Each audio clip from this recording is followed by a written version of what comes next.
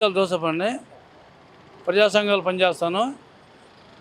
అయితే నేటి రాజకీయాలు చూసుకుంటే చాలా దారుణంగా ఉన్నాయి. ఒకరినొకరు ఎత్తిపుచ్చుకోవడం, తిట్టుకోవడం సరిపోతుంది తప్ప ప్రజా సంక్షేమాన్ని చాలా నిర్వీర్యం చేస్తున్నారు. ఈరోజు అధిక ధరలు, ఆర్థికం, నిరుద్యోగ సమస్య అయిపోయి చెడు అలవాట్లు బానిసైపోయి యూత్ నేర చరిత్ర సృష్టిస్తున్నారు. ఈరోజు నిన్న కాక మొన్న కూడా 2-3 హత్యలు కూడా జరిగినాయి. అట్లాంటి ఆర్థిక పరిస్థితుల్లో ఉంది ఆంధ్ర రాష్ట్రం కానీ కేంద్రం కానీ.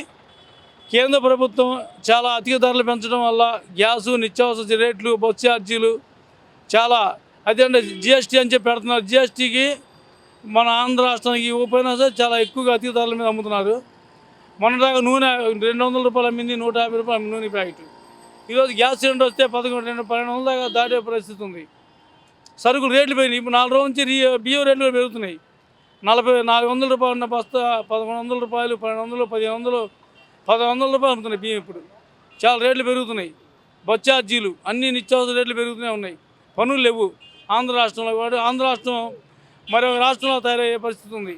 అయితే కేంద్రం సహకరించకపోవటం, కొత్త రాష్ట్రం అవ్వటం, 100 కోట్ల రూపాయల దాకా 3,300 కోట్ల రూపాయల దాకా ఎస్సీ సప్లై నిధులు కూడా తీసుకెళ్ళి ఎస్సీలకి అందకుండా రకరకాల ఉపాధి పథకాల కింద స్వార్థ ప్రయోజనం కోసం ప్రభుత్వం నిలబెట్టు కోసం వాడుతున్నారు తప్ప ప్రజా ప్రయోజనాల కోసం ఏ రాష్ట్ర ప్రభుత్వం ఏ విధంగా పనిచేయట్లేదు.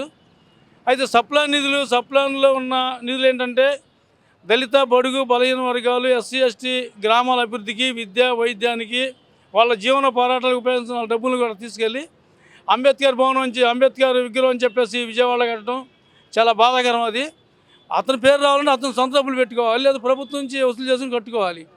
పేద వర్గాల డబ్బులను తీసుకెళ్ళడం, సప్లై నిధులు వాడటం చాలా బాధాకరంగా ఉంది. మనం చూసొచ్చాము మేము వెళ్ళి. ఫస్ట్ 100 కోట్లు అన్నారు, 200 కోట్లు అంటారు, 300 కోట్లు కూడా దాటే అవకాశం ఉంది అన్నారు సోషల్ మినిస్టర్ మేరీ నాగార్జున గారు. ఈ పరిస్థితుల్లో ప్రభుత్వం చాలా చిత్తశుద్ధి ఉండాలని, గత ప్రభుత్వం చేసిన పని ఈ ప్రభుత్వం చేస్తుంటే ఆ ప్రభుత్వాన్ని పరిస్థితి ఈ ప్రభుత్వానికి వచ్చే అవకాశం ఉంది. అయితే కేంద్రంలో మోడీ ప్రభుత్వం మాత్రం కులాల మీద, మతాల మీద పనిచేస్తున్నాడు తప్ప పరిపాలన ఏమీ లేదు. ఈరోజు రేపు రాబోయే ఎన్నికల్లో కూడా మోడీ ప్రభుత్వం వచ్చే అవకాశం కూడా కనపడలేదు. ఫ్రంట్ ఏర్పడిద్ది. అన్ని రాష్ట్రాల్లో అన్ని పార్టీలు సిండికేట్ అయ్యి రాబోయే పార్టీలను ఓడించేందుకే ప్రయత్నిస్తున్నారు. మేము కూడా అందుకే సహకరిస్తున్నాం. ప్రజాస్వామ్యాన్ని ఏ పార్టీ కాబట్టి ఆ పార్టీకి మా ఓట్లు ఉంటాయి, మా మద్దతు ఉంటుంది. ఏపీలో చూసినట్టయితే 4 ఏళ్ల జగన్ గారి పరిపాలన మీకు ఎలా అనిపిస్తుంది? 4 ఏళ్ల ప్రభుత్వం ఏముంది, నవరత్నం అన్నాడు, మద్యం, గుట్టకాలు, రకరకాల వ్యాపారాలు, ఎమ్మెల్యేలే వ్యాపారాలు చేస్తున్నారు, ఎమ్మెల్యేలే కబ్జాలు చేస్తున్నారు. ఈ ప్రభుత్వం కూడా అంతంత మాత్రమే ఉంది.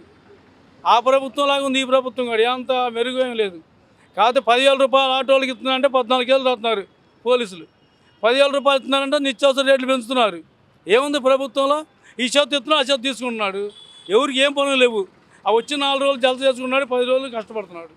ఈ ప్రభుత్వం చేసే పని ప్రజాస్వామ్యాన్ని పరిరక్షించాలంటే భారత రాజ్యాంగం ప్రకారం అమలు చేసే ప్రభుత్వాలు వస్తేనే సామాన్యులకి కానీ అన్ని వర్గాలకి న్యాయం జరుగుతుంది. ఇది స్వార్థమైన రాజకీయ పార్టీలు కాబట్టి ప్రజా సంక్షేమం కుంటుపడుతుంది. కాబట్టి ప్రజా సంక్షేమం రాజ్యాంగపరంగా అమలు చేసే పార్టీకి మేమందరం మద్దతు ఇస్తాం, ఓట్లేసి గెలిపించుకుంటాం. జై భీమ్.